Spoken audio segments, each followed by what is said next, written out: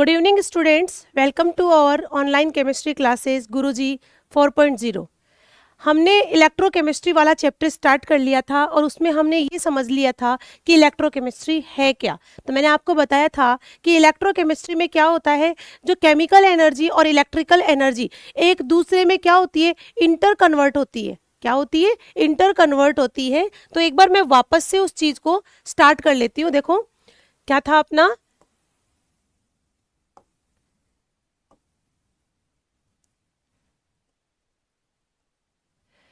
Electrochemistry चल रहा था अपना टॉपिक।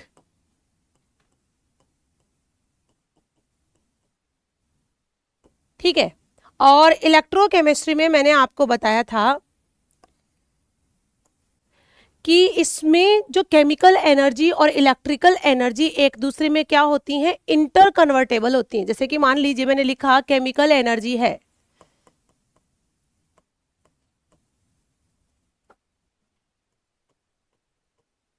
किसमें कन्वर्ट हो रही है? इलेक्ट्रिकल एनर्जी में।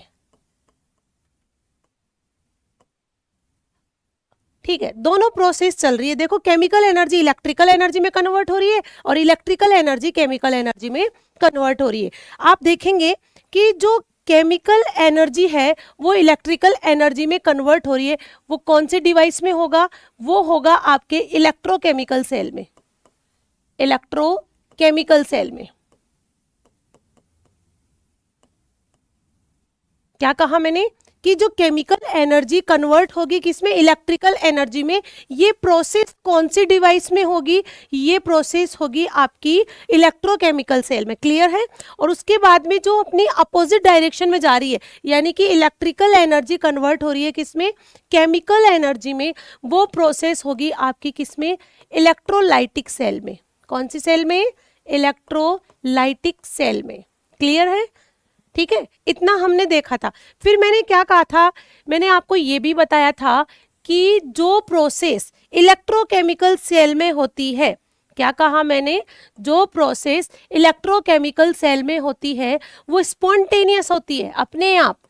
कौन सी है? स्पॉन्टेनियस। स्पॉन्टेनियस प्रोसेस होगी वो। ठीक है भाई, वो स्पॉन्टेनियस होगी। तो जो इलेक्ट्रोलाइटिक सेल में होगी वो प्रोसेस कैसी होगी? Non spontaneous. कैसी होगी? नॉन स्पॉन्टेनियस प्रोसेस होगी, यानी कि हमें एक्सटर्नल फोर्स लगाना होगा उसको करवाने के लिए। क्लियर है? ठीक है, उसके बाद मैंने आपको ये भी बताया था कि जो स्पॉन्टेनियस प्रोसेस होती है स्पॉन्टेनियस प्रोसेस होती है उसके लिए डेल जी नेगेटिव होती है। डेल जी कैसी होती है? नेगेटिव। और अपनी जो नॉन स्पॉन्टेनियस प्रोसेस है उसके लिए डेल जी कैसी होती है? पॉजिटिव होती है। कैसी होती है? पॉजिटिव होती है। यानी कि इलेक्ट्रोकेमिस्ट्री क्या है? केमिस्ट्री की एक ऐसी ब्रांच है जिसमें हम केमिकल एनर्जी का इलेक्ट्रिकल एनर्जी में और इलेक्ट्रिकल एनर्जी का केमिकल एनर्जी में इंटर कन्वर्ट होने के सिस्टम का क्या करते हैं? स्टडी करते हैं। उसको हम इलेक्ट्रोकेमिस्ट्री कहते हैं। क्लियर है? उसके बाद में मैंने आपको पूरी प्रोसेस बता दी कि जैसे कि केमिकल एनर्जी है, अगर वो इलेक्ट्रिकल एनर्जी में कन्वर्ट हो रही है तो वो इलेक्ट्रोकेमिकल सेल में होगा, और अगर इलेक्ट्रिकल एनर्जी केमिकल एनर्जी में कन्वर्ट हो रही है तो वो इलेक्ट्रोलाइटिक सेल में होगा। देखो लाइटिक का मतलब क्या होता है? टूटना। इलेक्ट्रोलाइटिक का मतलब क्या है? टूटना। यानी कि यहाँ पे जो भी आप सब्सटेंस लोगे उसका डिकम्पोजिशन होगा। ठीक है, वो बात की बात है। ठीक है, अब मैंने क्या कहा कि इलेक्ट्रोकेमिकल सेल में जो भी प्रोसेस होगी वो कैसी है? स्पॉन्टेनियस प्रोसेस, अपने आप स्वतः होने वाली। ठीक है, और उसके लिए डेल जी यानी कि गिब्स फ्री एनर्जी है, उसकी वैल्यू कैसी होगी? नेगेटिव होगी। क्लियर? उसके बाद में इलेक्ट्रोलाइटिक सेल है, वो प्रोसेस कैसी है? नॉन स्पॉन्टेनियस है। ओके, उसके बाद में डेल जी कैसी होगी? पॉजिटिव होगी। क्लियर? ठीक है, उसके बाद में मैंने आपको थोड़ा सा बताया था व्हाट इज द इलेक्ट्रोलाइट। मैंने क्या बताया था? इलेक्ट्रोलाइट क्या है? क्योंकि भाई जो भी आप प्रोसेस करवाओगे, चाहे वो इलेक्ट्रोकेमिकल सेल की हो चाहे वो आपके इलेक्ट्रोलाइटिक सेल की हो, आपको इलेक्ट्रोलाइट लेना पड़ेगा। इलेक्ट्रोलाइट कौन होता है? इलेक्ट्रोलाइट ऐसे सब्सटेंसेज होते हैं जिनको हम उनकी मोल्टन स्टेट या फिर उनके एक्वस सॉल्यूशन की फॉर्म में उनको लेते हैं, और उसमें क्या होता है कि जब इलेक्ट्रिसिटी कंडक्ट होती है तो वो अपने आयंस में क्या हो जाते हैं, डिसोशिएट हो जाते हैं। ठीक है, मैंने क्या कहा, इलेक्ट्रोलाइट क्या होते हैं, अपनी मोल्टन, कहने के लिए मैं क्या कह सकती हूँ कि ऐसे सब्सटेंसेज होते हैं जो अपनी मोल्टन स्टेट और अपनी एक्वस स्टेट में क्या करते हैं, इलेक्ट्रिसिटी को कंडक्ट करवाते हैं। यानी कि ठीक है, आपको समझ में आ गया होगा। उसके बाद में मैंने आपको इनके दो पार्ट बताए थे, क्या क्या, एक तो आपको बताया था स्ट्रॉन्ग इलेक्ट्रोलाइट और एक मैंने आपको बताया था वीक इलेक्ट्रोलाइट। ठीक है, स्ट्रॉन्ग इलेक्ट्रोलाइट के लिए मैंने आपको क्या कहा था कि स्ट्रॉन्ग इलेक्ट्रोलाइट ऐसे इलेक्ट्रोलाइट होते हैं जो कि 100% आयोनाइज्ड होते हैं। क्या होते हैं, 100% आयोनाइज्ड होते हैं। और वीक इलेक्ट्रोलाइट के लिए मैंने आपको ये कहा था कि ये सब्सटेंसेस पार्शियली डिकम्पोज होते हैं या पार्शियली डिसोशिएट होते हैं। ठीक है, यानी कि ये अनडिसोशिएट फॉर्म और डिसोशिएट फॉर्म दोनों में प्रेजेंट रहते हैं, ये मैंने आपको बता दिया था। एक वर्ड और आता है यहाँ पे, नॉन इलेक्ट्रोलाइट। नॉन इलेक्ट्रोलाइट, आपको नाम से ही पता चल रहा होगा नॉन इलेक्ट्रोलाइट क्या होते हैं, ऐसे सब्सटेंसेस या ऐसे इलेक्ट्रोलाइट जो कि आयंस की फॉर्म में डिसोशिएट नहीं होते हैं। किसकी फॉर्म में डिसोशिएट नहीं होते हैं, आयंस की फॉर्म में डिसोशिएट नहीं होते हैं, उनको हम क्या कह सकते हैं, नॉन इलेक्ट्रोलाइट कह सकते हैं। तो ये हमारी क्या थी, जनरल बात थी जो कि हमने पिछली क्लास में देख ली थी। अब अपना नया टॉपिक आएगा यहाँ पे, क्या कि टाइप्स ऑफ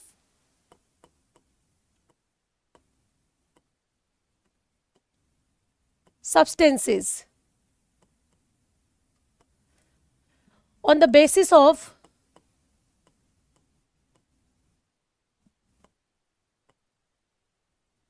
conductivity।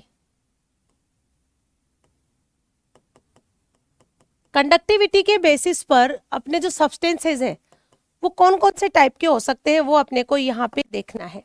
सबसे पहला होता है अपना कंडक्टर, ही ले लेते हैं। सबसे पहला है अपना कंडक्टर। देखो कंडक्टर कौन होगा, जो अपने में से इलेक्ट्रिसिटी को क्या करवाएगा, फ्लो करने देगा, अपने में से जो इलेक्ट्रिसिटी है उसको फ्लो होने देगा। ठीक है, तो ऐसे सब्सटेंस को हम क्या कहेंगे, कंडक्टर। तो क्या डेफिनेशन होगी, those substances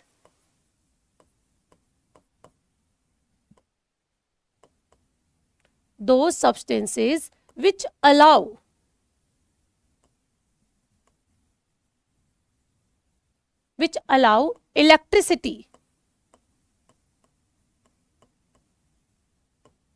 to pass through them। अपने में से इलेक्ट्रिसिटी को पास होने देते हैं, वो क्या कहलाएंगे, कंडक्टर कहलाएंगे। ठीक है, दूसरा आता है आपका insulator.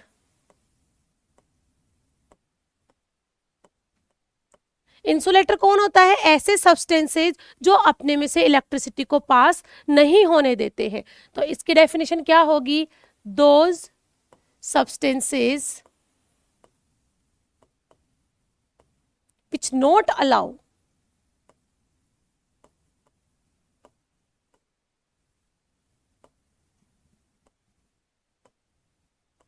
electricity to pass through them।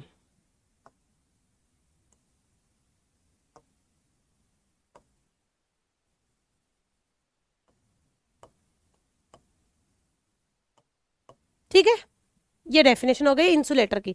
अब आता है आपका क्या, semiconductor.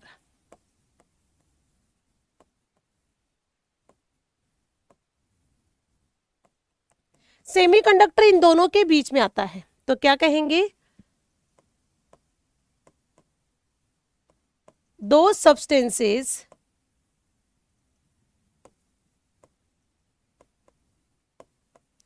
which lie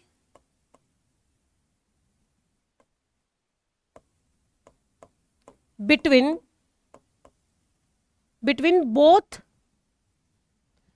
the conductor and insulator, यानी कि ऐसे सब्सटेंसेस जिनकी प्रॉपर्टी होती है वो इन दोनों के बीच में हो, वो क्या कहलाएंगे? सेमीकंडक्टर। ठीक है, क्या कहलाएंगे? सेमीकंडक्टर। तो कंडक्टिविटी के बेसिस पर हमारे सब्सटेंसेस कितने टाइप के हो गए? 3 टाइप के हो गए। क्लियर है? इसके बाद में हमें क्या करना है? टाइप्स ऑफ जो कि कंडक्टर होते हैं ना, उनको देखना है, टाइप्स ऑफ कंडक्टर। तो नेक्स्ट टॉपिक क्या है? टाइप्स ऑफ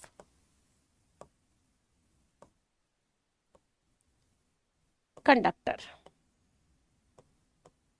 बेटा जो कंडक्टर है वो 2 टाइप के हैं, एक तो आपका मेटेलिक कंडक्टर और एक आपका इलेक्ट्रोलाइटिक कंडक्टर। तो पहले हम दोनों के नाम लिखेंगे, कौन कौन से हैं?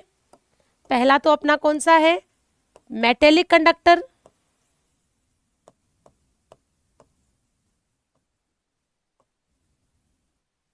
और दूसरा अपना है इलेक्ट्रोलाइटिक कंडक्टर।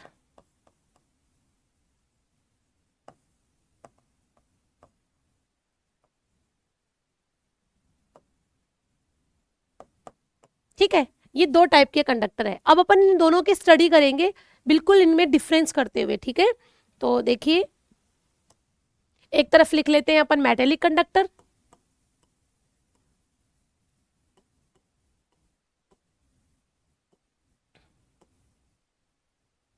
और एक तरफ लिख लेते हैं अपन इलेक्ट्रोलाइटिक कंडक्टर।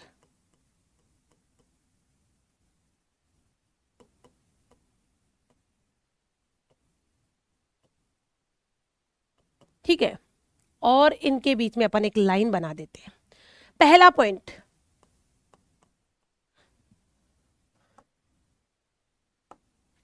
जो मेटेलिक कंडक्टर है ना, इसको हम इलेक्ट्रॉनिक कंडक्टर भी कहते हैं। तो मैं इसका नाम क्या लिख रही हूं कि इसका नाम क्या है? Electronic conductor.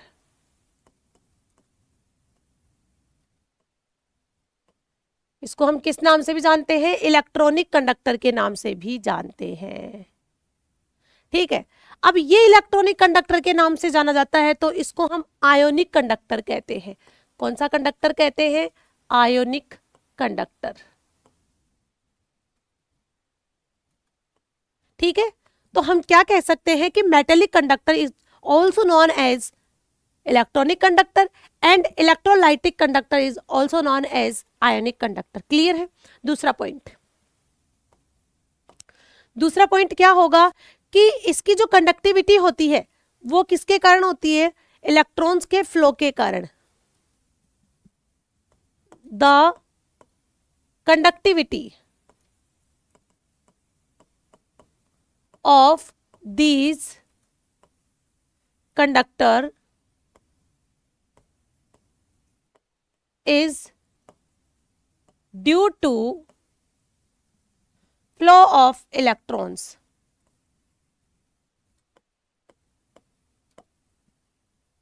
और इसमें is due to flow of ions। ठीक है, इनमें जो इलेक्ट्रिसिटी पास होती है वो किसके कारण होती है? वो फ्लो ऑफ इलेक्ट्रॉन्स के कारण, और इनमें फ्लो ऑफ आयंस के कारण होती है। ठीक है, थर्ड पॉइंट, इसमें जो इलेक्ट्रिसिटी पास होगी वो उसमें जो आपका सब्सटेंस है उसका क्या होगा? उसका डिकम्पोजिशन नहीं होगा।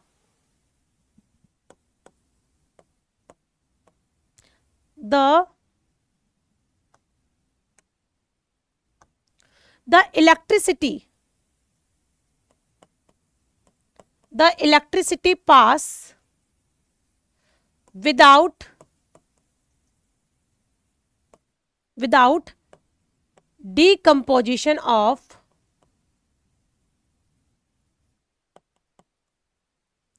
substance। ठीक है, और इसमें क्या लिखेंगे हम? The electricity pass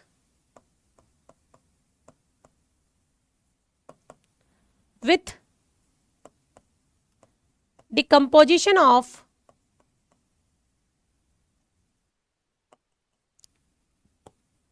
substance। ठीक है, इसके बाद में फोर्थ पॉइंट, अगर हम टेम्परेचर इंक्रीज करते हैं तो मेटेलिक कंडक्टिविटी डिक्रीज होती है। क्या कहा मैंने? अगर टेम्परेचर क्या करेंगे? इंक्रीज करेंगे तो मेटेलिक कंडक्टिविटी क्या होगी? मेटेलिक कंडक्टिविटी डिक्रीज होगी। ठीक है, यहां उल्टा होगा। टेम्परेचर बढ़ाने पर, टेम्परेचर बढ़ाने पर इलेक्ट्रॉनिक जो इलेक्ट्रोलाइटिक कंडक्टिविटी है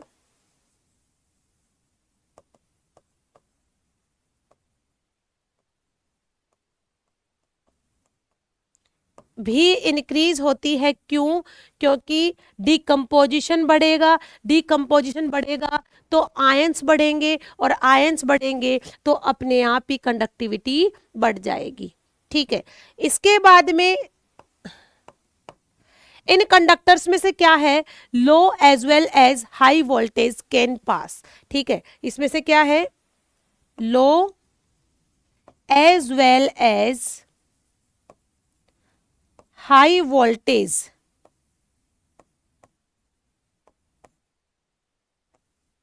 कैन पास थ्रू देम। इनमें से आपका हाई वोल्टेज और लो वोल्टेज दोनों क्या हो सकते हैं? पास हो सकते हैं। और इनमें से केवल only low voltage, only low voltage can पास। केवल और केवल कौन सा वोल्टेज? कम वोल्टेज ही इनमें से पास हो सकता है। ठीक है, तो ये अपना क्या था? ये अपना मेटेलिक और इलेक्ट्रोलाइटिक कंडक्टर था। ठीक है, हमने क्या कहा कि जो कंडक्टिविटी के बेसिस पर हमारे जो क्या बोलते हैं कंडक्टर हैं वो दो टाइप के हैं, एक आपका मेटेलिक कंडक्टर और एक आपका इलेक्ट्रोलाइटिक कंडक्टर। ठीक है, अब इसके बाद में देखो बेटा, इसके बाद में हमारे पास दो टाइप के सेल थे, एक इलेक्ट्रोकेमिकल सेल और एक इलेक्ट्रोलाइटिक सेल। देखो एग्जाम के व्यू से हमारा इलेक्ट्रोकेमिकल सेल क्या है, ज़्यादा इंपॉर्टेंट है, फिर भी हम दोनों सेल की यहाँ पे चर्चा कर लेंगे थोड़ा थोड़ा। हालांकि इलेक्ट्रोकेमिकल तो पूरा ही पढ़ना है, लेकिन इलेक्ट्रोलाइटिक के लिए हम थोड़ी बहुत चर्चा कर लेंगे अगर मान लो 1-2 नंबर का क्वेश्चन आता है तो। हालांकि इलेक्ट्रोलाइटिक से क्वेश्चन पुटअप इतना नहीं होता है। ठीक है, तो पहले हम स्टडी करेंगे इलेक्ट्रोकेमिकल सेल की। तो अब अपना टॉपिक रहने वाला है इलेक्ट्रोकेमिकल सेल। ठीक है, अब बताएंगे आप इलेक्ट्रोकेमिकल सेल क्या था? चर्चा कर ली थी अपन ने, इलेक्ट्रोकेमिकल सेल क्या है। तो भाई इलेक्ट्रोकेमिकल सेल एक ऐसी डिवाइस है जो कि केमिकल एनर्जी को कन्वर्ट करता है किसमें? इलेक्ट्रिकल एनर्जी में। क्या कहा मैंने? कि एक ऐसी डिवाइस जो कि केमिकल एनर्जी को इलेक्ट्रिकल एनर्जी में क्या कर देता है? कन्वर्ट कर देता है। उस डिवाइस को हम क्या कहेंगे? इलेक्ट्रोकेमिकल सेल कह देंगे। लेकिन कैसे करेगा? इसमें क्या होती है कि दो अलग अलग कंपार्टमेंट होते हैं, उनमें क्या होती है? रेडॉक्स रिएक्शन होती है। अब रेडॉक्स रिएक्शन आप सब जानते हैं जिसमें ऑक्सीडेशन और रिडक्शन साइमल्टेनियसली होता है, दोनों रिएक्शन साथ साथ होगी, एक का ऑक्सीडेशन होगा और दूसरे का क्या होगा? रिडक्शन। तो भाई सेल बनेगा कैसे? देखो एक कंपार्टमेंट में क्या होगा, आपने मान लो एक कंटेनर लिया है, एक में उसमें आप मेटल की क्या लगाएंगे? रॉड लगाएंगे, और उसमें क्या भरेंगे आप? Electrolytic cell. ऐसा ही अरेंजमेंट आप दूसरे कंटेनर में करेंगे, उसमें भी आप क्या करेंगे? मेटल की रॉड लगाएंगे और उसमें क्या भरेंगे? इलेक्ट्रोलाइट भरेंगे। ठीक है, दोनों का आप क्या कर देंगे? दोनों का संपर्क स्थापित करेंगे आप किसके थ्रू? दोनों कंपार्टमेंट का संपर्क आप बनाएंगे सॉल्ट ब्रिज के थ्रू। किसके थ्रू बनाएंगे? सॉल्ट ब्रिज के थ्रू बनाएंगे। सॉल्ट ब्रिज क्या होगा? एक इन्वर्टेड यू ट्यूब होगी। कैसी होगी? इन्वर्टेड यू ट्यूब होगी, जिसमें आप क्या फिल करेंगे? उसमें आप फिल करेंगे इनर्ट इलेक्ट्रोलाइट। क्या फिल करेंगे? इनर्ट इलेक्ट्रोलाइट उसमें फिल कर देंगे। ठीक है भाई, ये बात भी हो गई। अब दो इलेक्ट्रोड थे, उन दोनों इलेक्ट्रोड का कांटेक्ट करवाएंगे आप किसके थ्रू? एक कंडक्टिंग वायर के थ्रू करवाएंगे, और उनको जोड़ देंगे आप किसके थ्रू? गैल्वेनोमीटर के थ्रू आप उनको जोड़ देंगे। ठीक है, तो इस तरीके से आप क्या बनाएंगे? अपना इलेक्ट्रोकेमिकल सेल बनाएंगे। ठीक है, तो क्या लिखेंगे हम इलेक्ट्रोकेमिकल सेल के बारे में? द डिवाइस एक ऐसी डिवाइस जो क्या करती है,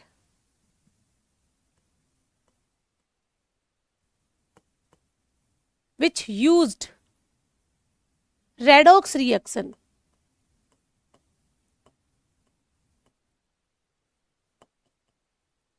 to convert chemical energy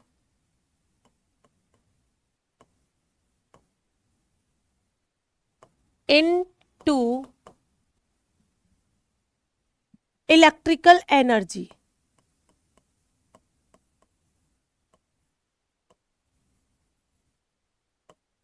ठीक है, इन्होंने क्या कहा कि एक ऐसी डिवाइस जो कि रेडॉक्स रिएक्शन का यूज कर रही है, क्यों, किसके लिए, to convert chemical energy into electrical energy. Chemical energy को इलेक्ट्रिकल एनर्जी में कन्वर्ट करने के लिए वो कौन सी रिएक्शन का यूज कर रही है, वो यूज कर रही है भाई रेडॉक्स रिएक्शन का। और रेडॉक्स रिएक्शन का यूज क्यों कर रही है, to convert chemical energy into electrical energy. ठीक है, ये बात हो गई। फिर इसके बाद में आपको क्या पॉइंट लिखना होगा, आपको लिखना होगा कि the chemical reaction which is responsible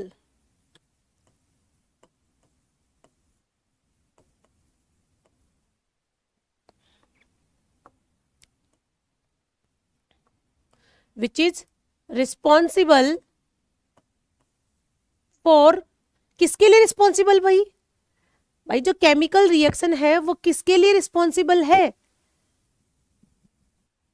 chemical energy को इलेक्ट्रिकल एनर्जी में कन्वर्ट करने के लिए। Responsible for this conversion is takes place in separate compartment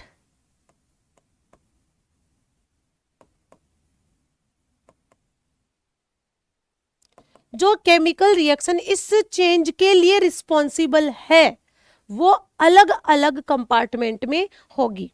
ठीक है भाई, ये बात भी हो गई। अब क्या होगा बताएंगे, ईच कंपार्टमेंट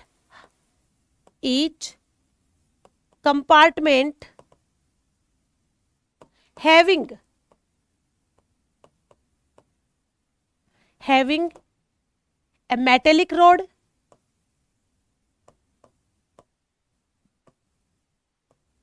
ठीक है, ए मेटेलिक रॉड जो कि किसका काम करेगा, इलेक्ट्रोड का काम करेगा, and an electrolyte an electrolyte कैसा होगा, सूटेबल,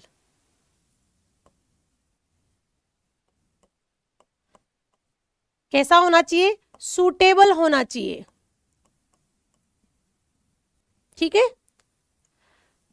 अब देखिए, अब ये दोनों हमने क्या बनाए, दो कंपार्टमेंट लेंगे, दोनों में इलेक्ट्रोड लगा होगा, दोनों में इलेक्ट्रोलाइट भी होंगे। चलो ये बात हो गई। Both electrodes are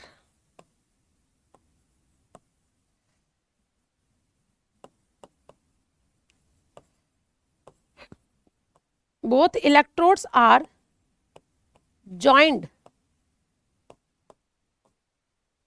by a conducting wire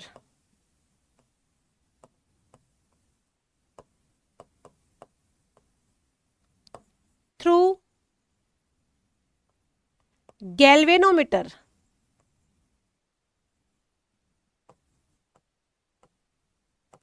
दोनों इलेक्ट्रोड्स को हम किसके थ्रू, कंडक्टिंग वायर के थ्रू जोड़ेंगे, और किसकी हेल्प से जोड़ेंगे, गैल्वेनोमीटर की हेल्प से।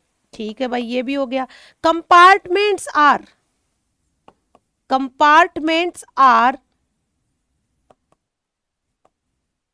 Connected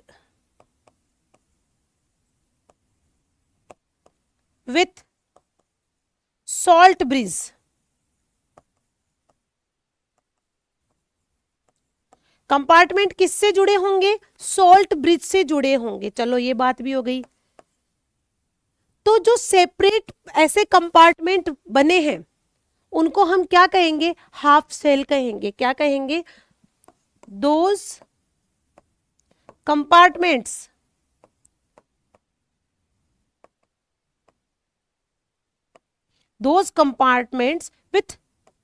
with this particular arrangement.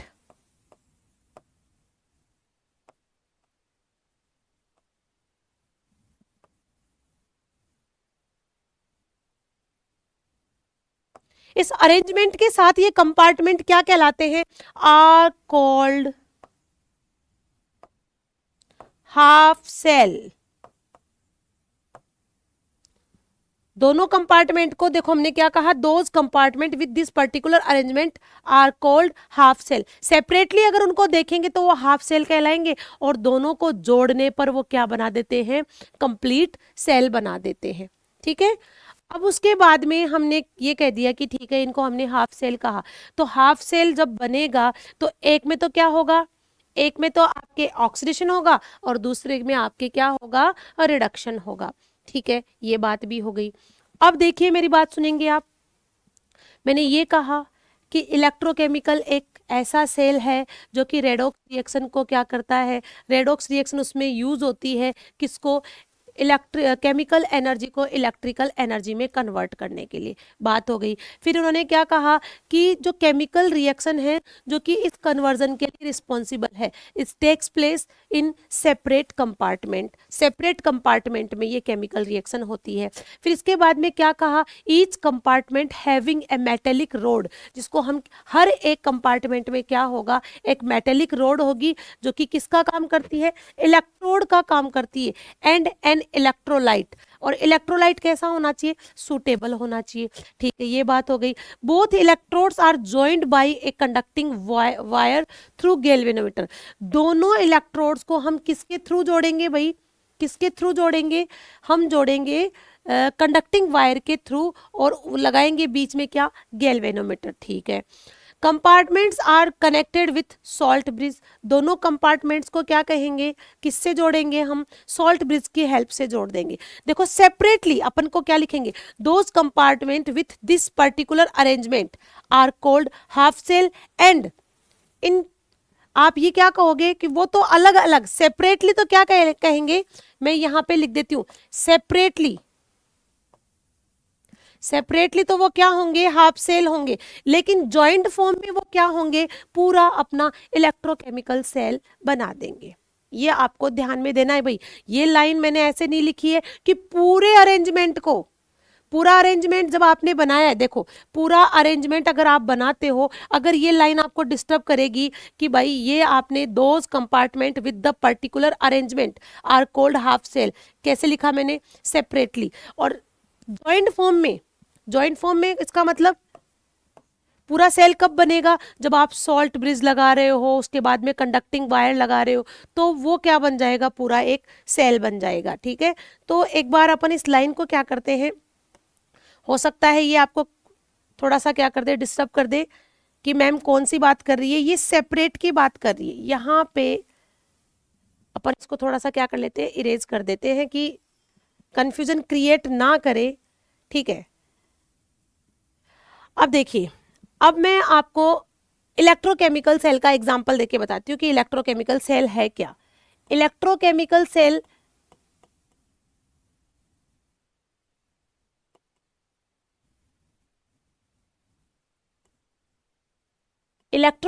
Cell जब अपन पढ़ते हैं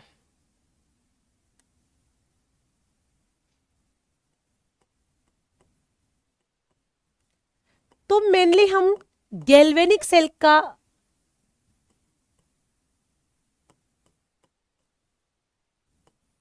गैल्वेनिक सेल की स्टडी करते हैं। और गैल्वेनिक सेल में भी हम कौन सा सेल लेते हैं? Daniell cell. कौन सा सेल लेते हैं? डेनियल सेल हम लेते हैं। कौन सा सेल लेते हैं? डेनियल सेल लेते हैं। ठीक है। अब देखो डेनियल सेल अपन बनाते हैं। अब डेनियल सेल कैसे बनता है वो आपको अच्छे से आ जाना चाहिए, वहीं आपकी सारी की सारी जो क्वेरीज है वो मिट जाएगी, है ना। थोड़ा नीचे बनाते हैं अपन इसको, पूरा अरेंजमेंट अपने को दिखाना है।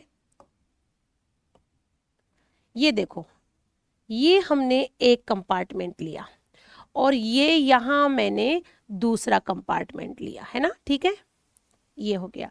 अब इसमें मैंने लगाई एक मेटल की रॉड और इसमें भी मैंने लगा दी एक मेटल की रॉड। अब आपको ध्यान देना है कि डेनियल सेल में जो एनोड बनता है, उसमें जो रॉड होती है वो जिंक की होती है और इस रॉड को इसी के आयंस के सॉल्यूशन में हम क्या करते हैं, डिप कर देते हैं। मैंने क्या कहा, इस रॉड को इसी के आयंस के सॉल्यूशन में, इट मींस ZnSO4 का हम यहाँ पे सॉल्यूशन लेते हैं और इस सॉल्यूशन की जो कॉन्सेंट्रेशन होगी वो 1 m होगी, ठीक है, यानी कि यूनिटी इसकी कॉन्सेंट्रेशन है।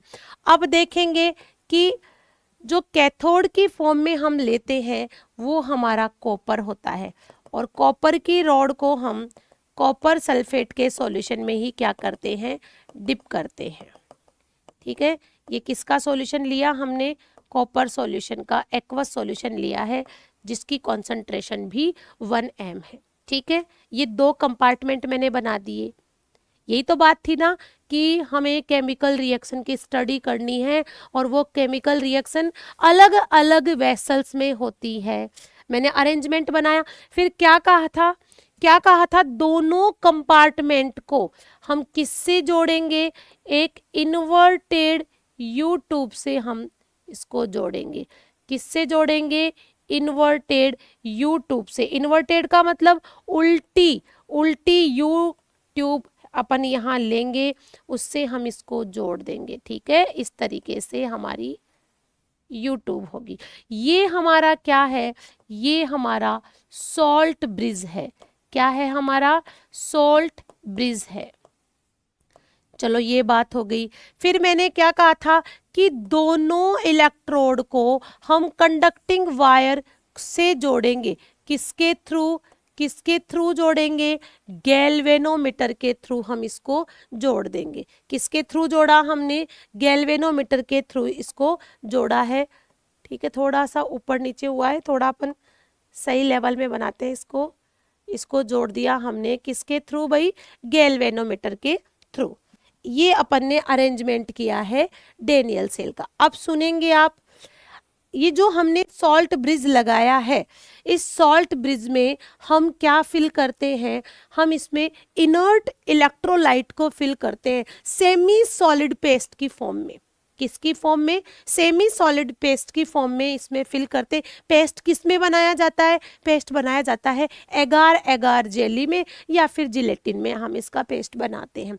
इनर्ट इलेक्ट्रोलाइट की फॉर्म में हम किसको लेते हैं, KCl हो सकता है, हमारा KNO3 हो सकता है, NaNO3 हो सकता है, NH4Cl हो सकता है। इनर्ट का मतलब ये है कि वो केमिकली इनसे किसी से भी रिएक्ट नहीं करेगा, ठीक है। वो इनर्ट होता है, वो सेल रिएक्शन को डिस्टर्ब नहीं होने देगा। क्लियर है। अब देखेंगे सॉल्ट ब्रिज लगा दिया, ये अपना कंडक्टिंग वायर है, ये अपन ने लगा दिया, ठीक है। कॉन्सेंट्रेशन हमने बता दी। अब सुनेंगे आप, अब क्या होगा कि ये हमारा जिंक है, जिंक से क्या होगा, जिंक का ऑक्सीडेशन होगा, ठीक है। और याद रखना, जहाँ ऑक्सीडेशन होता है वो क्या कहलाता है, एनोड कहलाता है। जहाँ ऑक्सीडेशन होता है वो क्या कहलाएगा, एनोड, और जहाँ रिडक्शन होता है उसको हम क्या कहते हैं, कैथोड। पता है अब यहाँ क्या प्रोसेस होने वाली है, जिंक है वो ऑक्सीडेशन होगा उसका और वो Zn2+ आयंस बनाएगा, ठीक है। इसका मतलब क्या होगा कि जिंक है वो Zn2+ में कन्वर्ट होता जाएगा। अब Zn2+ में कन्वर्ट होता जाएगा तो हमारी समय के साथ हमारी जिंक रोड है वो क्या होती जाएगी, वो पतली होती जाएगी, क्या कहा मैंने, समय के साथ हमारी जिंक रोड क्या होती जाएगी, पतली होती जाएगी। अब आप सुनो, यहाँ Zn2+ है तो इलेक्ट्रॉन कहाँ इकट्ठे हुए, हमारी इस रोड के पास कलेक्ट हो गए। यानी कि अब ये इलेक्ट्रॉन है इस वायर के थ्रू, इस वायर के थ्रू ये इलेक्ट्रॉन कहाँ जाएंगे, ये इस मेटेलिक रोड में से नीचे आएंगे और नीचे इसको क्या मिलेंगे, Cu2+ आयन मिलेंगे। ये Cu2+ आयन है, इन इलेक्ट्रॉनों को क्या करेंगे, एक्सेप्ट करेंगे, है ना, इन इलेक्ट्रॉनों को एक्सेप्ट करेंगे और एक्सेप्ट करके किस में कन्वर्ट होंगे, कॉपर में कन्वर्ट होंगे। यानी कि यहाँ अपना कॉपर बनेगा और वो कॉपर कहाँ डिपॉजिट होता जाएगा, आपकी इस कॉपर रोड पर डिपॉजिट होता जाएगा। इट मीन्स मैंने क्या बताया आपको कि समय के साथ जिंक रोड तो क्या हो रही है, पतली होती जा रही है और कॉपर की रोड पे कॉपर डिपॉजिट हो रहा है, यानी कि ये थिक यानी कि मोटी होती जा रही है। ठीक है, वापस से समझ लो, जिंक है वो Zn2+ आयनों में कन्वर्ट हुआ, इलेक्ट्रॉन कंडक्टिंग वायर के थ्रू कहाँ आए, आपके कॉपर सल्फेट वाले सॉल्यूशन में आ गए। वहाँ कॉपर सल्फेट के सॉल्यूशन में उनको Cu2+ आयन मिले, Cu2+ आयन ने उन इलेक्ट्रॉनों को एक्सेप्ट कर लिया, एक्सेप्ट करके वो रिड्यूस हो गए और रिड्यूस होकर के किस में कन्वर्ट हुए, कॉपर में कन्वर्ट हुए और ये कॉपर डिपॉजिट हो गया किसके ऊपर, कॉपर की रॉड के ऊपर। यानी कि यहाँ दो डिफरेंट प्रोसेस हुई। एक तो क्या प्रोसेस हुई भाई, यहाँ Zn कन्वर्ट हुआ किसमें, Zn2+ और इन्होंने क्या रिलीज किए, इलेक्ट्रॉन रिलीज किए। यानी कि यहाँ ये ऑक्सीडेशन की प्रोसेस हुई, किसकी प्रोसेस हुई, ऑक्सीडेशन की प्रोसेस हुई। तो मैं इस हाफ सेल को क्या कह सकती हूँ, ऑक्सीडेशन हाफ सेल कह सकती हूँ। क्या कह सकती हूँ, ऑक्सीडेशन हाफ सेल। यहाँ पे क्या हुआ, इस साइड में ये जो Cu2+ आयन जो कि प्रेजेंट थे हमारे इस सॉल्यूशन में, उन्होंने क्या किया, इन 2 इलेक्ट्रॉन्स को एक्सेप्ट किया और ये किस में कन्वर्ट हो गए, कॉपर में कन्वर्ट हो गए। किस में कन्वर्ट हो गए, कॉपर में कन्वर्ट हो गए। इट मीन्स यहाँ पे क्या हुआ, रिडक्शन हुआ, इसलिए मैंने इसको क्या कहा, रिडक्शन हाफ सेल। क्या कहा, रिडक्शन हाफ सेल। और आपने पढ़ रखा होगा कि रिडक्शन हमेशा कहाँ होता है, कैथोड पे। कहाँ होता है, कैथोड पे। तो इसका मतलब ये तो हमारा क्या हुआ, ये तो हमारा एनोड हुआ और ये हमारा कैथोड हुआ। ठीक है, अब देखो याद रखना, हमारा जो इलेक्ट्रोलाइटिक सेल होगा उसमें एनोड पॉजिटिव होगा, कैथोड नेगेटिव होगा। तो यहाँ क्या सीन होगा वो हमें देखना है। देखिए भाई, इलेक्ट्रॉन के डायरेक्शन, इलेक्ट्रॉन के जो मूवमेंट की डायरेक्शन है वो एनोड से कैथोड की ओर हो रही है। कहाँ से कहाँ हो रही है, एनोड से कैथोड की ओर। तो आप सबको पता है कि करंट की जो डायरेक्शन होगी, जो करंट की डायरेक्शन होगी वो इलेक्ट्रॉन के मूवमेंट के अपोजिट होती है। इट मींस अगर आपका करंट फ्लो करेगा तो वो इस डायरेक्शन में फ्लो करेगा, करंट की डायरेक्शन ये होगी। और आप सबको ये भी पता है कि करंट पॉजिटिव टर्मिनल से नेगेटिव टर्मिनल की ओर जाता है। ये चीजें हमने 10th क्लास में पढ़ रखी हैं कि जो अपना करंट फ्लो करता है वो पॉजिटिव टर्मिनल से नेगेटिव टर्मिनल की ओर करता है। इट मीन्स यहाँ कैथोड कैसा है, पॉजिटिव, और एनोड कैसा है, नेगेटिव। इसका मतलब आपने यहाँ क्या नोटिस किया कि डैनियल सेल में कैथोड होता है पॉजिटिव और एनोड होता है नेगेटिव। क्लियर है, आपने ये चीज़ नोटिस की, बिल्कुल समझ में आया या नहीं आया? तो अगर नहीं आया तो एक बार वापस से वीडियो को पीछे लेकर के इन चीज़ों को समझना। डैनियल सेल, आप पूरा डैनियल सेल किससे, इस डायग्राम से समझ सकते हैं। मैं एक बार फिर से आपको बताती हूँ कि हमने 2 बीकर लिए, एक बीकर में हमने जिंक की रॉड लगाई और जिंक सल्फेट का सॉल्यूशन भर दिया, दूसरे बीकर में हमने कॉपर की रॉड लगाई और कॉपर सल्फेट का सॉल्यूशन फिल कर दिया।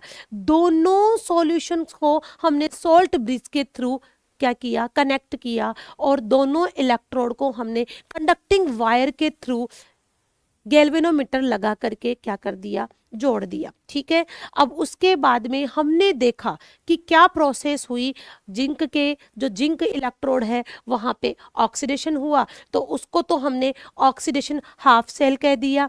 कॉपर वाली साइड में क्या हुआ, रिडक्शन हुआ, तो उसको मैंने क्या नाम दे दिया, रिडक्शन हाफ सेल नाम दे दिया, ठीक है। और यहाँ सॉल्ट ब्रिज में हमने क्या फिल कर रखा है, इनर्ट इलेक्ट्रोलाइट फिल कर रखा है। इनर्ट का मतलब है कि वो रिएक्ट नहीं करेगा। अब मैं यहाँ पे आपको बताऊं, क्योंकि थोड़ी देर बाद में मैं आपको सॉल्ट ब्रिज एक्सप्लेन करूंगी, तो मैं यही उस चीज को थोड़ा सा बता देती हूँ। बेटा सुनना, आप देखिए इधर, यहाँ मैंने कहा कि जो जिंक रोड है वो Zn2+ की फॉर्म में सॉल्यूशन में आ रही है।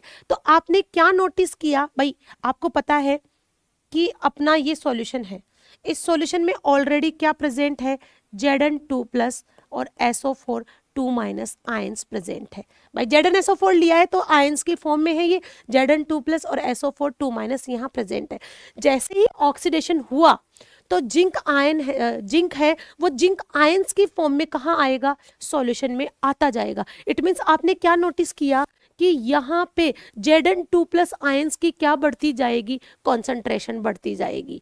इस वाले बीकर में किसकी कॉन्सेंट्रेशन बढ़ रही है, Zn2+ आयंस की कॉन्सेंट्रेशन बढ़ रही है, ठीक है। इधर आ जाइए एक बार आप, इधर क्या हुआ, इधर इलेक्ट्रॉन यहाँ से इस वायर के थ्रू यहाँ आए और Cu2+ के साथ इन्होंने रिएक्ट किया। क्या किया, Cu2+ के साथ रिएक्ट किया, तो ये किस में कन्वर्ट हुए, कॉपर में कन्वर्ट हुए, यानी कि कॉपर यहाँ पे डिपॉजिट हुई। अब कॉपर डिपॉजिट हुई, इसका मतलब देखो जो Cu2+ आयन कहाँ से रिड्यूस हुए, अपने सॉल्यूशन से। अपने सॉल्यूशन वाले Cu2+ आयन इलेक्ट्रॉनों को एक्सेप्ट करके किस फॉर्म में जा रहे, कॉपर की फॉर्म में जा रहे। इसका मतलब क्या हुआ कि हमारे सॉल्यूशन में कॉपर आयंस की कॉन्सेंट्रेशन क्या हो गई, डिक्रीज हो गई।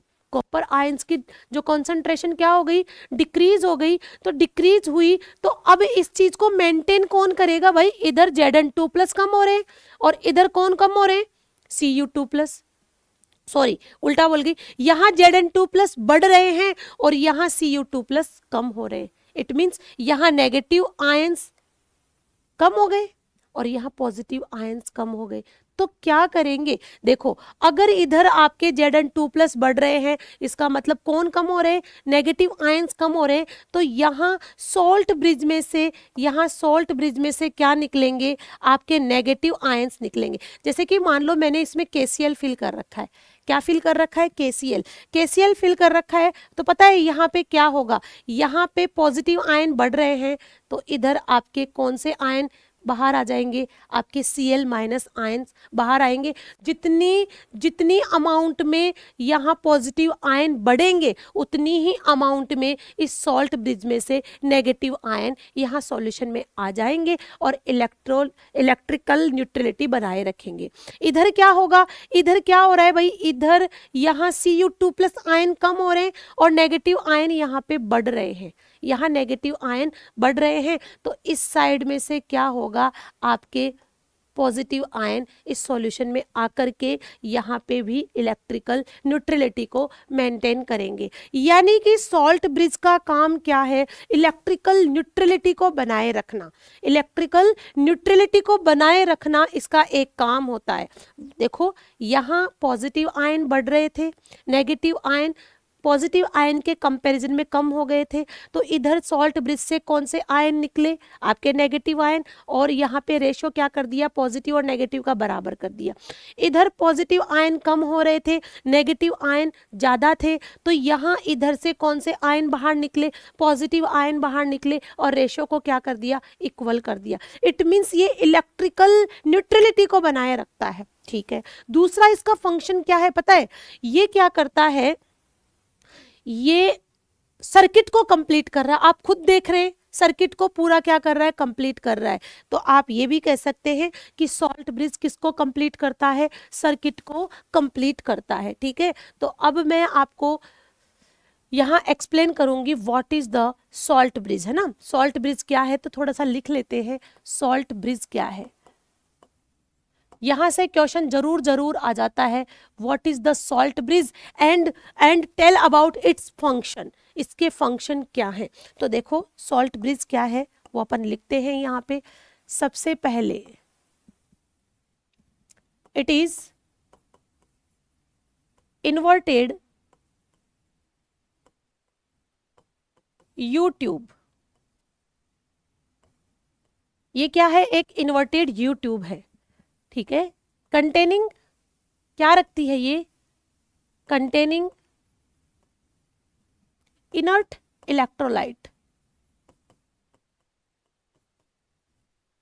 इसमें क्या होते हैं, इनर्ट इलेक्ट्रोलाइट होते हैं। कौन सी फॉर्म में होते हैं, in the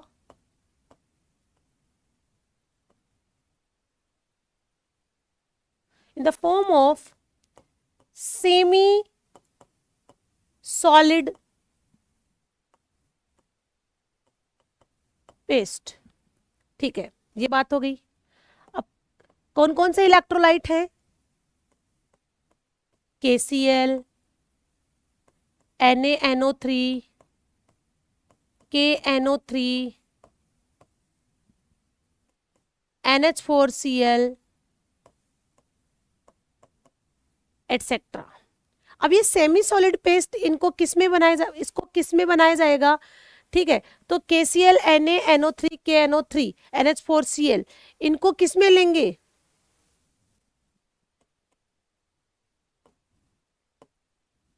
is in jelly form.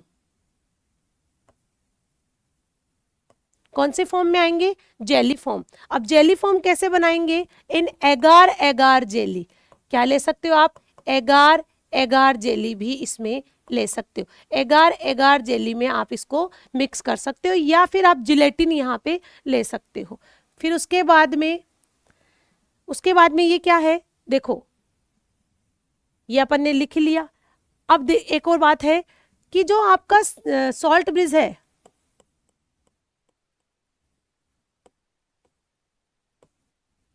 It is not involve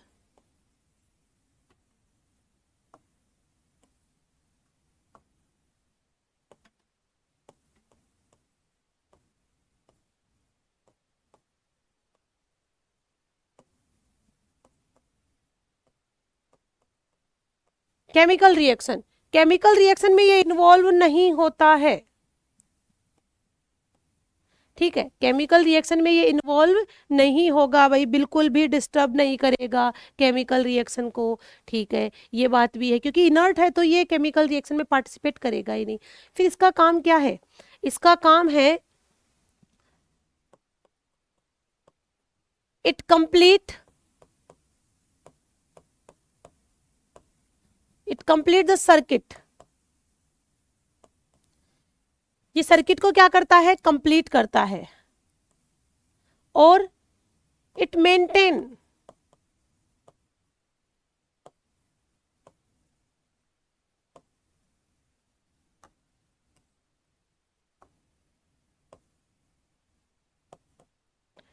electrical neutrality.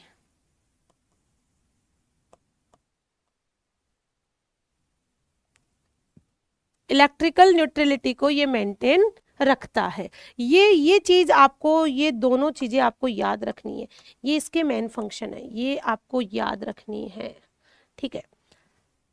मान लो 1 नंबर का क्वेश्चन पूछ ले, what is the role of salt bridge, तो आपको ये बता देना है, ठीक है। अब सेल रिप्रेजेंटेशन, आप जब भी सेल बनाओगे तो इतने बड़े बड़े डिब्बे थोड़ी बनाने बैठोगे, तो उसके लिए सेल रिप्रेजेंटेशन लिखा जाता है। अब सेल रिप्रेजेंटेशन कैसे किया जाएगा, याद रखना बेटा, लेफ्ट हैंड साइड में अपने को एनोड बनाना है, राइट हैंड साइड में हमें कैथोड बनाना है, ठीक है। और एनोड और कैथोड को आप सॉल्ट ब्रिज से सेपरेट करोगे, सॉल्ट ब्रिज को आप टू वर्टिकल लाइंस के थ्रू बनाओगे, ठीक है। तो अपना एनोड क्या था, एनोड पे क्या हो रहा था, ऑक्सीडेशन। जिंक किस में कन्वर्ट हो रहा था, Zn2+ में। बिल्कुल इजी फॉर्म है, जिंक जो कि सॉलिड फॉर्म में था वो किस में कन्वर्ट हो रहा था, Zn2+ में। यही तो बात थी ना, ठीक है।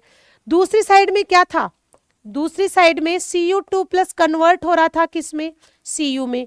ये एक्वस फॉर्म में था और ये सॉलिड फॉर्म में था, ये यहाँ एक्वस फॉर्म में था, ठीक है।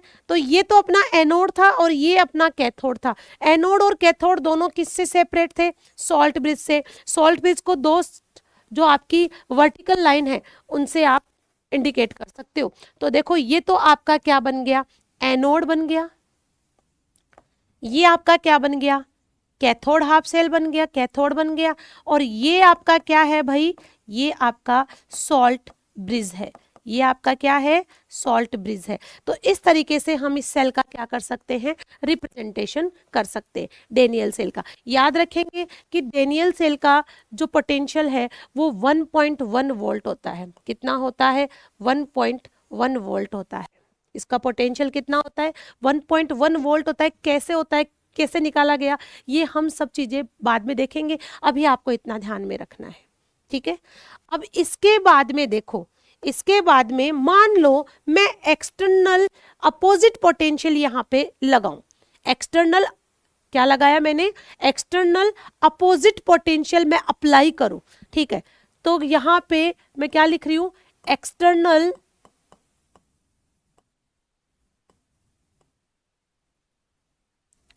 अपोजिट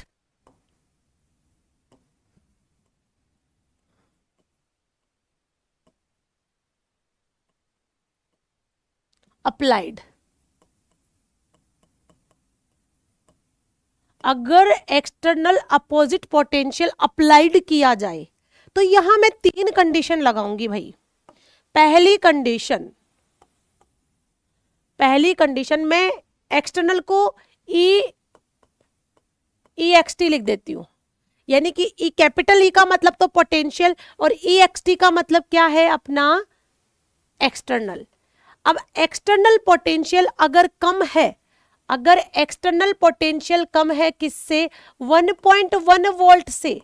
ये 1.1 वोल्ट किसका था, ये अपने डेनियल सेल का पोटेंशियल था। अगर ये एक्सटर्नल पोटेंशियल है वो 1.1 वोल्ट से क्या है, कम है, तो क्या होगा, cell act as galvanic cell,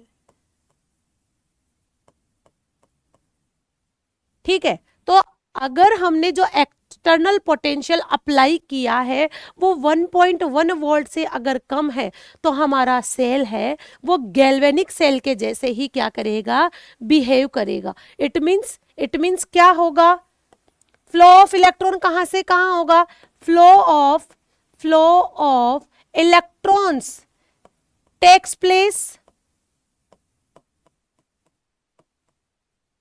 from zinc rod to copper rod. भाई जिंक रॉड से कॉपर रॉड की ओर इलेक्ट्रॉन का फ्लो होगा। तो भाई आपको पता है कि जिस साइड में इलेक्ट्रॉन फ्लो होते हैं उसके अपोजिट डायरेक्शन में कौन फ्लो करता है, करंट। तो क्या लिखोगे, current flow from copper rod to zinc rod, ठीक है। ये बात भी हो गई। और ये कौन सी प्रोसेस होगी, ये स्पॉन्टेनियस होगी भाई। कैसी होगी, स्पॉन्टेनियस।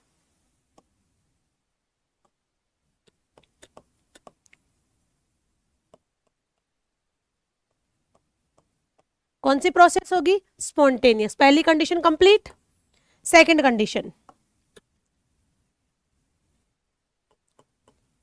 कंडीशन में मैंने क्या कहा, E external is greater than 1.1 volt.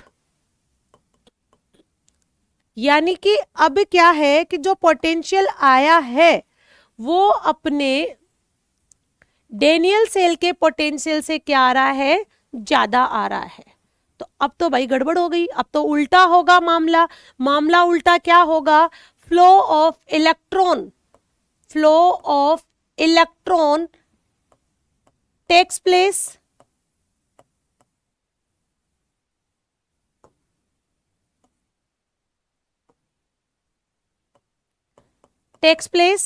कहां से कहां भाई, कॉपर रोड टू, उल्टा मामला चलेगा पूरा, copper rod to zinc rod. अब भाई जहां इलेक्ट्रॉन फ्लो हो रहा है उसके अपोजिट डायरेक्शन में क्या जाएगा, करंट। तो करंट फ्लो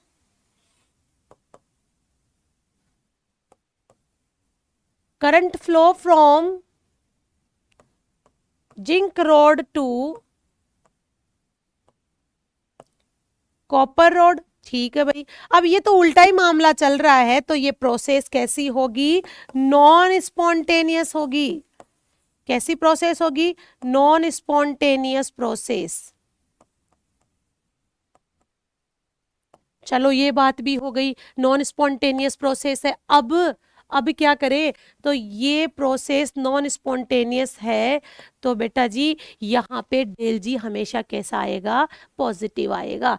डेल जी कैसा होगा, डेल जी यहाँ पॉजिटिव होगा, और यहाँ डेल जी आपका नेगेटिव होगा। यहाँ डेल जी पॉजिटिव और यहाँ सॉरी यहाँ डेल जी नेगेटिव, यहाँ डेल जी पॉजिटिव होगा। ठीक है, अब इसके बाद में थर्ड कंडीशन अप्लाई कर देते हैं अपन इधर ही। कंडीशन थ्री में क्या लिख सकती हूँ यहाँ पे, E external is equals to 1.1 volt, 1.1 volt के बराबर आ रहा है।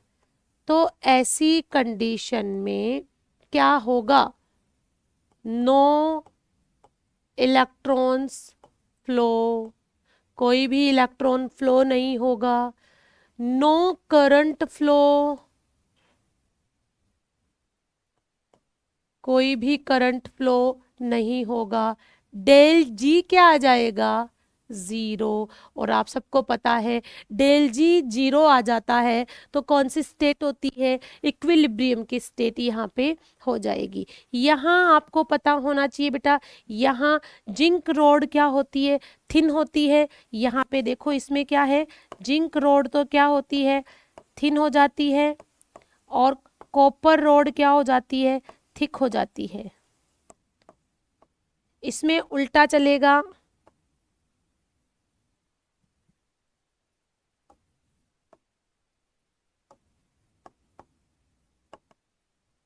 यहाँ उल्टा चलेगा। यहाँ क्या होगी, यहाँ कॉपर रोड तो होगी थिन, और जिंक रोड क्या हो जाएगी, थिक। ठीक है, और यहाँ तो कुछ हो ही नहीं रहा है, ये तो इक्विलिब्रियम स्टेट है। तो मैंने क्या कहा, अगर एक्सटर्नल पोटेंशियल आप अप्लाई कर रहे हो जो कि अपोजिट डायरेक्शन में है, तो यहाँ तीन कंडीशन बन सकती है, और इन तीनों कंडीशन में आपको क्या देखने को मिलेगा वो मैंने आपको समझा दिया है। इसके बाद में देखिए, इसके बाद में अपना टॉपिक आता है इलेक्ट्रोड पोटेंशियल। क्या टॉपिक आता है, इलेक्ट्रोड पोटेंशियल।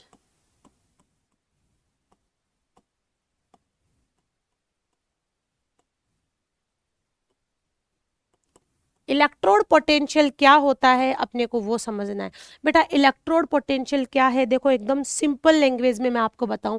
अगर कोई आपने मेटल रोड ले रखी है या फिर आपने कोई इलेक्ट्रोड ले रखा है, तो जो भी आपने जिस भी मेटल का इलेक्ट्रोड लिया है, अगर उस इलेक्ट्रोड को आप उसी के आयंस में, उसी के आयंस के सॉल्यूशन में डिप कर दे, वापस से सुन लो, आपने कोई इलेक्ट्रोड लिया और उस इलेक्ट्रोड को उसी के आयंस के सॉल्यूशन में डिप कर दे, तो जो चार्ज सेपरेशन बनता है उसके कारण जो पोटेंशियल डिफरेंस आता है उसको हम क्या कहते हैं, इलेक्ट्रोड पोटेंशियल कहते हैं। शायद हो सकता है समझाने में नहीं समझ में आ रहा हो, तो हम लिख करके और डायग्राम बना करके इसको समझते हैं। तो सबसे पहले तो हम डेफिनेशन लिखेंगे। When a metal electrode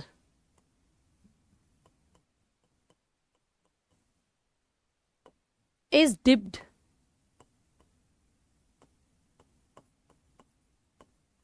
in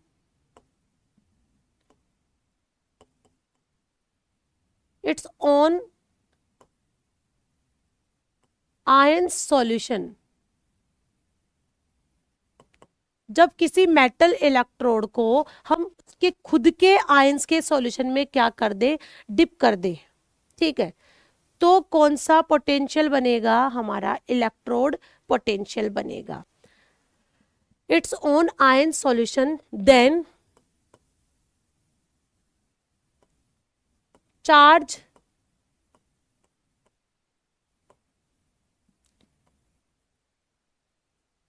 separation occur, तो वहां पे क्या आएगा, चार्ज सेपरेशन होगा,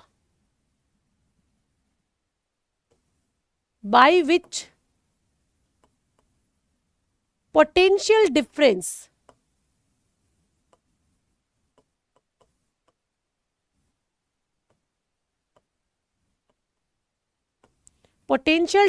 between metal electrode and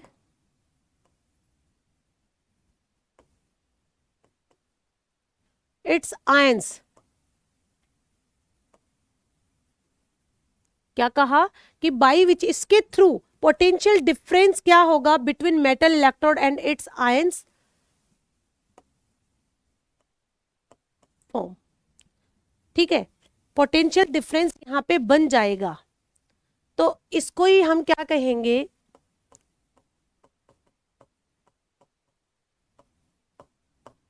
electrode potential कह देंगे, ठीक है। जैसे कि मान लो मैंने यहां पे एक बीकर लिया और इस बीकर में मैंने क्या किया, सॉल्यूशन फिल किया, मान लो ZnSO4 लिया सॉल्यूशन, ZnSO4 सॉल्यूशन लिया तो मेरी रोड क्या होगी, जिंक की होगी, ठीक है, किसकी होगी, जिंक की। अब सुनो, यहाँ पे क्या प्रोसेस हो सकती है वो आप देखेंगे, Zn है वो Zn2+ आयन बना सकता है, यानी कि उसका ऑक्सीडेशन हो सकता है। दूसरी प्रोसेस क्या हो सकती है कि जो Zn2+ आयन है वो इलेक्ट्रॉनों को एक्सेप्ट करके किस में कन्वर्ट हो सकते हैं, जिंक आयनों में। जैसे कि मान लो ये जिंक है, ये कौन सी रोड है, जिंक, ये क्या करे, 2 इलेक्ट्रॉनों को रिलीज करे, 2 इलेक्ट्रॉनों को रिलीज करे और क्या बना दे, ये Zn2+ आयन बना दे, ठीक है। तो देखो आपने देखा कि Zn2+ आयन कहाँ आ गए, सॉल्यूशन में आ गए, तो सॉल्यूशन तो हमारा कैसा बन गया, पॉजिटिव, और हमारी जो रोड है वो कैसी बन गई, नेगेटिव, यानी कि इन दोनों के बीच में क्या आ गया, चार्ज सेपरेशन आ गया। चार्ज सेपरेशन अकर कहाँ, चार्ज सेपरेशन कब होगा, जब इक्विलिब्रियम होगा। देखो बेटा, एट इक्विलिब्रियम स्टेट, मैं यहाँ पे लिख सकती हूँ, when a metal electrode is dipped in its own ion solution then charge separation occur, occur इसके साथ में क्या लिख सकती हूँ, इन इक्विलिब्रियम स्टेट, मैं क्या वर्ड जोड़ सकती हूँ, इन इक्विलिब्रियम स्टेट, ठीक है, कौन सी स्टेट में, इक्विलिब्रियम स्टेट में, है ना। तो इससे क्या होगा, बाई विच, इसके रिजल्ट की फॉर्म में क्या होगा, potential difference between metal electrode and it's ions form, इनके बीच में पोटेंशियल डिफरेंस बन जाएगा, जिसको हम क्या कहते हैं, इलेक्ट्रोड पोटेंशियल कहते हैं। तो देखो आपने यहाँ पे चार्ज डिफरेंस देखा, यहाँ पता है क्या है, यहाँ हाई डेंसिटी होती है, हाई डेंसिटी किस चीज की होती है, यहाँ पे इलेक्ट्रॉन रिलीज करने की ग्रेटर क्या होती है, पावर होती है ना। तो यहाँ पे क्या होगा, ऑक्सीडेशन, इधर किसकी, यहां ऑक्सीडेशन होगा, ठीक है। यहां देखिए, तो अगर इधर ऑक्सीडेशन होगा तो इसको हम ऑक्सीडेशन इलेक्ट्रोड पोटेंशियल कहेंगे। यहां कौन सा कहेंगे, एक सेकंड में लिख देती हूं, यहां पे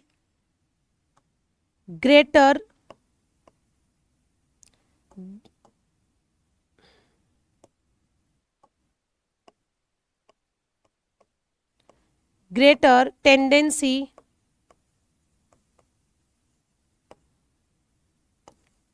टू लॉस इलेक्ट्रॉन। इलेक्ट्रॉनों को लॉस करने की टेंडेंसी यहाँ पे क्या होती है, ज़्यादा होती है। इट मीन्स ये कौन सा इलेक्ट्रोड बन गया, ऑक्सीडेशन। कौन सा इलेक्ट्रोड बन गया, ऑक्सीडेशन इलेक्ट्रोड बन गया, ठीक है। अब उसके बाद में देखो मैं दूसरा कंटेनर लेती हूँ।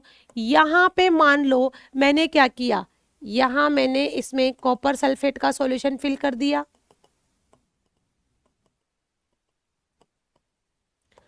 और इसमें मैंने रॉड भी किसकी लगाई, कॉपर की लगाई, ठीक है। अब यहाँ क्या होगा वो आपको देखना है। यहाँ Cu2+ है, ठीक है। यहाँ कैसा है, Cu2+ है। ये Cu2+ क्या करेंगे, मान लो इलेक्ट्रॉनों को एक्सेप्ट करेंगे। इलेक्ट्रॉनों को क्या करेंगे, एक्सेप्ट करेंगे। और इलेक्ट्रॉनों को एक्सेप्ट करके कहाँ, किसमें, कॉपर, कॉपर की फॉर्म में जाएंगे, यानी कि यहाँ पे जाकर के डिपॉजिट होंगे, ठीक है। तो यहाँ क्या होगा, यहाँ आपका जो इलेक्ट्रोड होगा वो पॉजिटिव फॉर्म में होगा और आपका जो सॉल्यूशन होगा वो नेगेटिव फॉर्म में होगा, ठीक है। ठीक है, Cu2+ इलेक्ट्रॉन एक्सेप्ट करेंगे और कॉपर की फॉर्म में वहां पे इलेक्ट्रोड पे जाकर के डिपॉजिट होंगे। तो यहाँ, या फिर मैं इसका उल्टा ही बता देती हूँ ना, जिंक का ही ले लेते हैं अपन, क्यों कॉपर पे जाते हैं। इसको मान लो मैंने क्या किया, जिंक को ही लिया,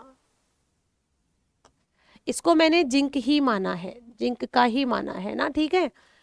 अपन इसको जिंक रोड ही मान लेते हैं। ये अपना ZnSO4 है और ये अपना Zn है, ठीक है। अब क्या हुआ कि यहाँ पे मान लो कि जो Zn2+ है, जो Zn2+ है वो क्या कर रहा है, इलेक्ट्रॉनों को एक्सेप्ट कर रहा है भाई, क्योंकि अपोजिट फॉर्म में रिएक्शन हो रही थी। जिंक क्या कर रहा था, Zn2+ की फॉर्म में जा रहा था और इलेक्ट्रॉन रिलीज कर रहा था। इट मीन्स यहाँ पे सॉल्यूशन में क्या आ गए, इलेक्ट्रॉन्स आ गए। तो ये Zn2+ है वो इलेक्ट्रॉनों को एक्सेप्ट करेगा और वो किस फॉर्म में चला जाएगा, जिंक फॉर्म में। कौन सी फॉर्म में चला जाएगा, जिंक फॉर्म में। इसका मतलब ये वाला जो इलेक्ट्रोड है वो तो आपका पॉजिटिव है और सॉल्यूशन में इलेक्ट्रॉन है, तो सॉल्यूशन की नेचर यहाँ पे कैसी हो गई, नेगेटिव हो गई। तो यहाँ पे क्या होगा, यहाँ प्रोसेस इसका उल्टा होगा कि Zn2+ है वो कन्वर्ट हो रहा है किस में, Zn में, ठीक है। Zn2+ है वो कन्वर्ट किस में हो रहा है, Zn में। कैसे, 2 इलेक्ट्रॉनों को एक्सेप्ट करके, ठीक है। तो यहाँ पे मैं क्या लिख सकती हूँ, greater greater tendency, greater tendency to gain electron. इलेक्ट्रॉनों को गेन करने की यहाँ पे टेंडेंसी क्या होती है, ज़्यादा होती है। इट मीन्स अब यहाँ ये क्या बन गया, रिडक्शन इलेक्ट्रोड बन गया। कौन सा इलेक्ट्रोड बन गया, रिडक्शन इलेक्ट्रोड बन गया। कौन सा इलेक्ट्रोड है ये, रिडक्शन इलेक्ट्रोड है। किसी भी मेटल के लिए अगर आपको इसको इंडिकेट करना हो तो आप ऐसे लिख सकते हो, मान लो ये मेटल है, ये दोनों क्या होगी, अपोजिट डायरेक्शन में प्रोसेस होगी। ये Mn+ चार्ज की फॉर्म में आएगा, कितने भी इलेक्ट्रॉन रिलीज कर सकता है, यानी कि इसने यहाँ पे n इलेक्ट्रॉन रिलीज किया है, ठीक है। तो अगर ऐसी प्रोसेस देखो, फॉरवर्ड डायरेक्शन में ये कौन सी प्रोसेस हो गई, ऑक्सीडेशन हो गया, और बैकवर्ड डायरेक्शन में ये क्या हो गया, रिडक्शन हो गया।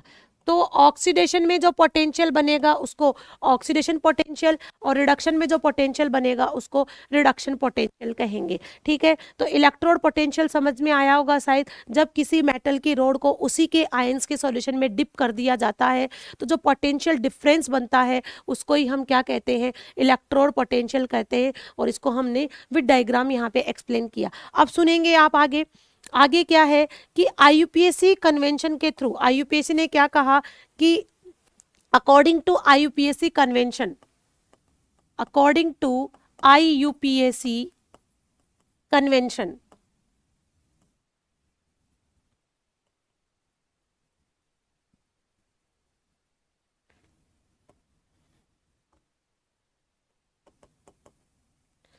जो IUPAC कन्वेंशन के अकॉर्डिंग है वो हम रिडक्शन पोटेंशियल को ही यूज करते हैं, ठीक है। तो IUPAC के अकॉर्डिंग क्या होगा, रिडक्शन इलेक्ट्रोड पोटेंशियल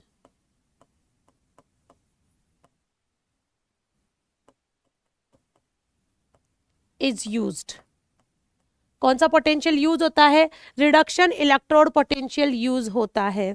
हाँ, बाय द वे अगर आप ऑक्सीडेशन पोटेंशियल को देखते हैं, ठीक है, तो देखिए बेटा एक चीज याद रखना, ऑक्सीडेशन पोटेंशियल और रिडक्शन पोटेंशियल में वो न्यूमेरिकली बिल्कुल सेम होंगे, केवल उनका साइन क्या होगा, अपोजिट होगा। तो मैं क्या लिखूंगी यहाँ पे, oxidation electrode potential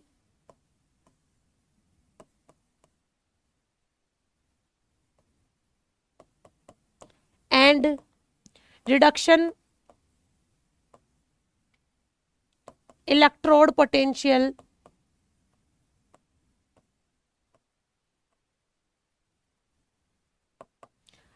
are numerically equal, numerically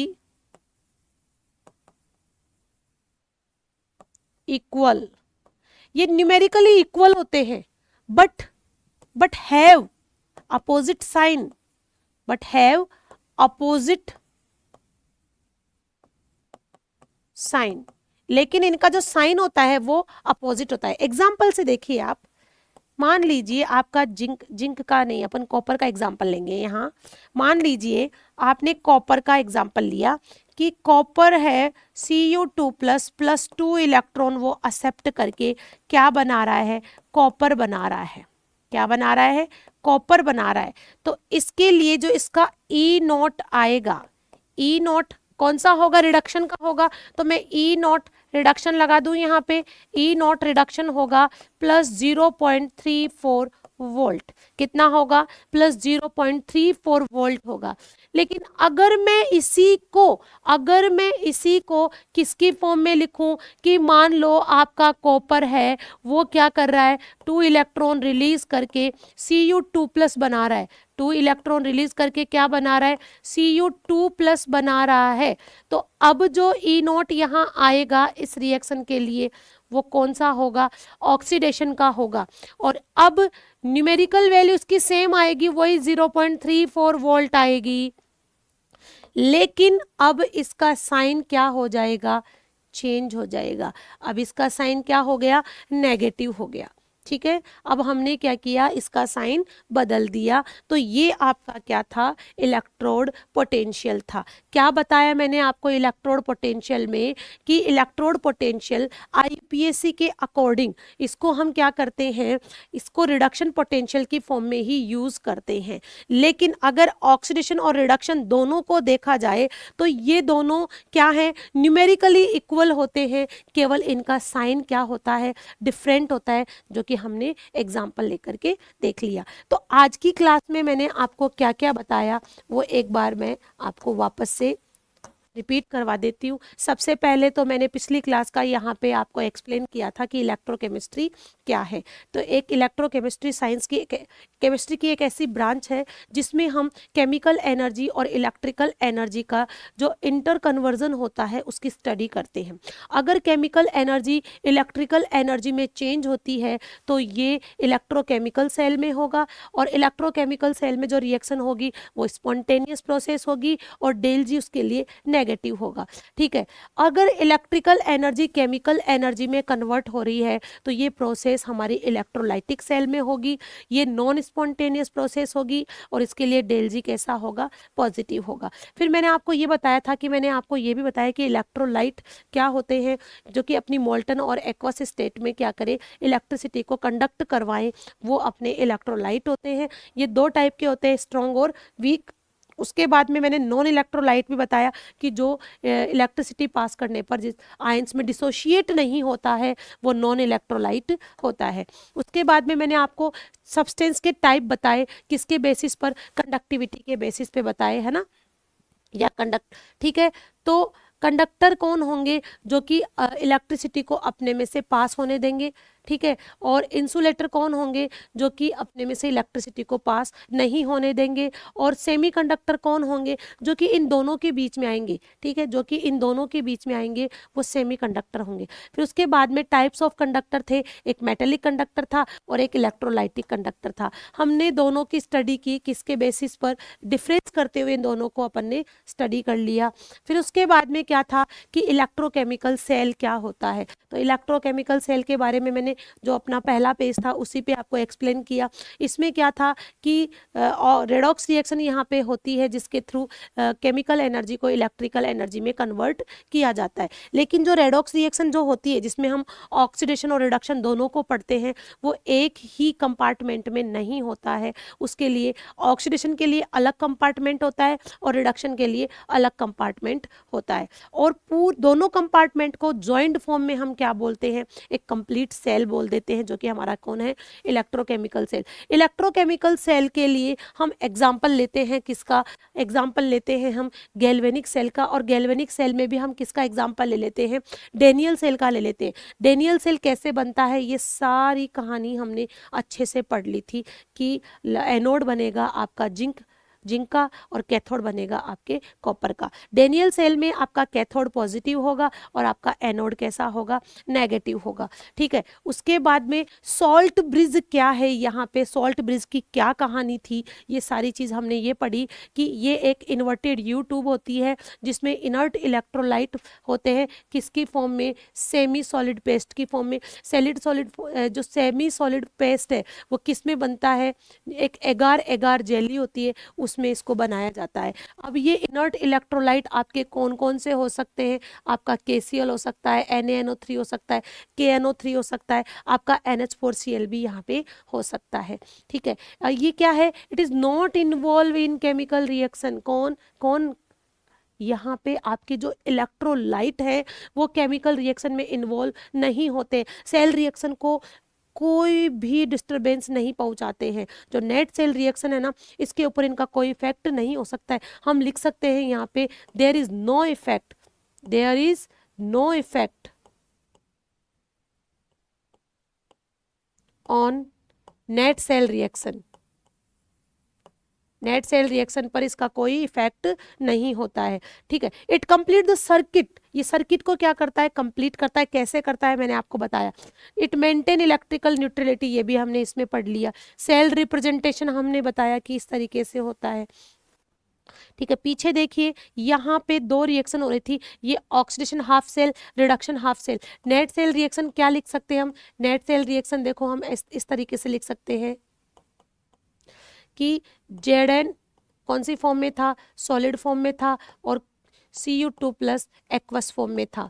zinc का तो क्या हुआ, जिंक का तो यहाँ पे हुआ ऑक्सीडेशन, यानी कि वो कन्वर्ट हुआ Zn2 प्लस में, और कॉपर का यहाँ पे क्या हुआ, रिडक्शन, यानी कि वो कन्वर्ट हुआ सॉलिड फॉर्म में, ठीक है। ये इसकी क्या थी, नेट सेल रिएक्शन थी, क्लियर है। उसके बाद में मैंने क्या कहा कि जो डेनियल सेल है उसका पोटेंशियल 1.1 वोल्ट होता है। फिर मैंने ये भी कहा कि अगर मैं एक्सटर्नल पोटेंशियल यहाँ अप्लाई करूँ, एक्सटर्नल पोटेंशियल अप्लाई करूँ, तो मैंने 3 कंडीशन यहाँ पे बताई थी कि अगर वो लेस देन है तो हमारा जो सेल होगा वो डेनियल सेल के जैसे, यानी कि गैल्वेनिक सेल के जैसे ही बिहेव करेगा। अगर एक्सटर्नल पोटेंशियल ज़्यादा है 1.1 वोल्ट से, तो यहाँ पे जो डेनियल सेल की जो प्रोसेस होगी उसकी अपोजिट प्रोसेस यहाँ पे हमें देखने को मिलेगी। और अगर एक्सटर्नल पोटेंशियल क्या है, इक्वल है किसके, 1.1 वोल्ट के, इट मीन्स वहाँ इक्विलिब्रियम है, नो रिडक्शन, नो ऑक्सीडेशन, यानी कि करंट फ्लो नहीं होगा, इलेक्ट्रॉन्स फ्लो नहीं होंगे, डेल जी की वैल्यू यहाँ पे 0 आ जाएगी, ठीक है। उसके बाद में इलेक्ट्रोड पोटेंशियल क्या है, ये तो अपन ने अभी ही पढ़ा है, ठीक है। तो आज की क्लास में इतना ही, बाकी हम देखेंगे कल की क्लास में। धन्यवाद।